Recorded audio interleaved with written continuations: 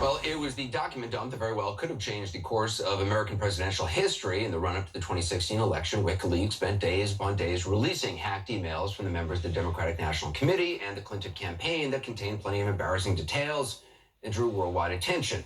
Now, during that time, WikiLeaks founder Julian Assange was holed up in the Ecuadorian embassy in London, and since then has consistently denied any connection at all with Russia in the WikiLeaks disclosures.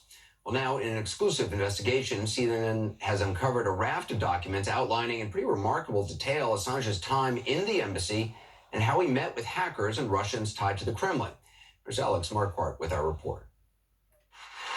In the months leading up to the 2016 presidential election, Ecuador's embassy in London turned into a command post for WikiLeaks. At its helm, the website's founder, Julian Assange, who was living there in political asylum. In stunning new detail, hundreds of security reports, videos, and photos obtained exclusively by CNN and verified by an Ecuadorian intelligence official describe how Assange released stolen Democratic emails directly from the embassy and who he met with, world-class hackers and Russians tied to the Kremlin.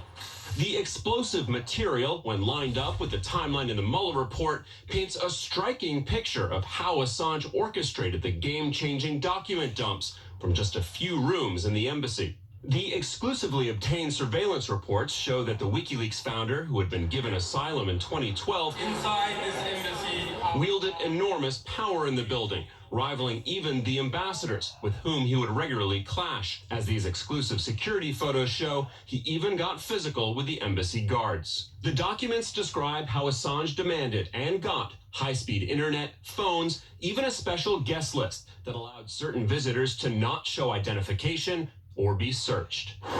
Even as it hosted him, Ecuador hired 3 different security companies to carry out surveillance of Assange, including Spain-based UC Global, which compiled the reports obtained by CNN. The never-before-seen cache of documents says Assange installed his own recording devices and used sound machines so he couldn't be listened to, all of which may have played a role in his election interference. Assange has denied working for the Kremlin or receiving the stolen emails from Russia. WikiLeaks did not respond to multiple requests for comment. He is temperamentally unfit to hold an office. It was June of 2016. Trump and Hillary Clinton were the de facto nominees. It was looking like it was going to be a bitter election. Hillary Clinton has perfected the politics of personal profit and even theft. That month, according to the Mueller report, WikiLeaks communicated secretly with unidentified online personas who turned out to be Russian hackers.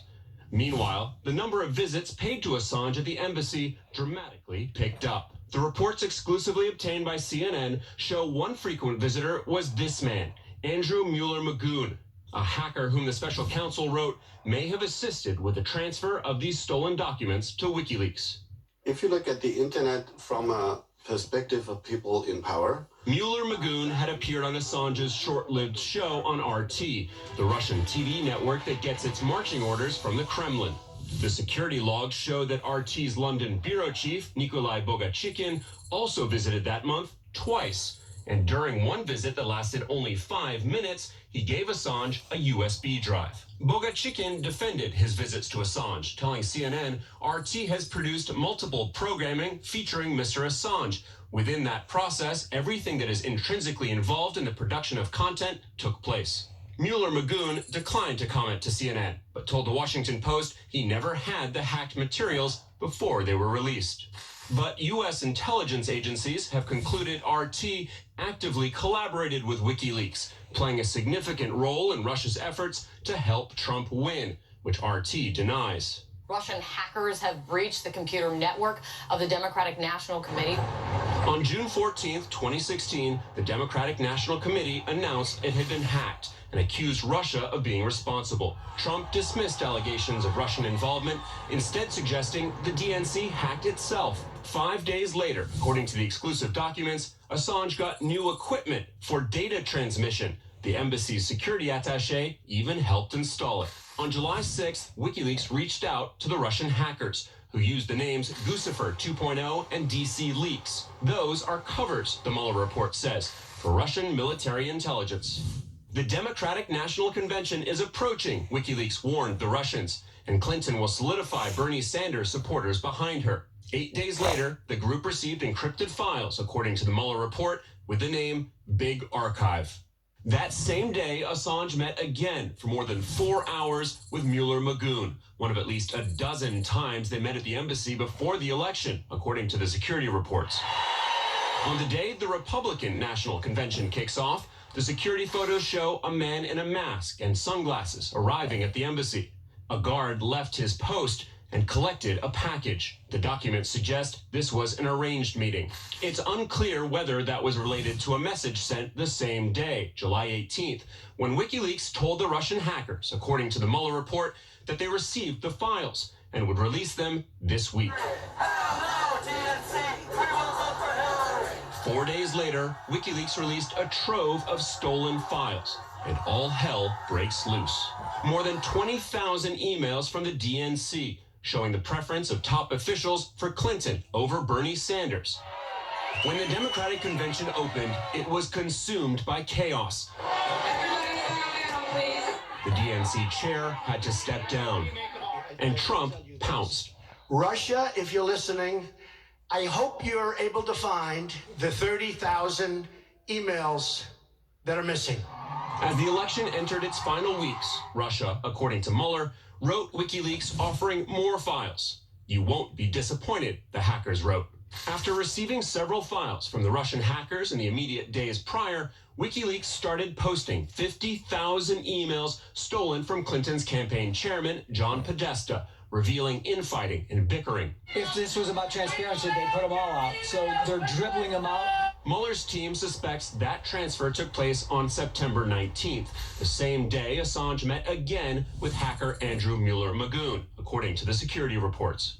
In the last month before the election, WikiLeaks released batch after batch of Podesta's emails. This just came out. WikiLeaks! I love WikiLeaks! Transcripts of Clinton's paid speeches to Wall Street, staffers criticizing her terrible instincts. WikiLeaks.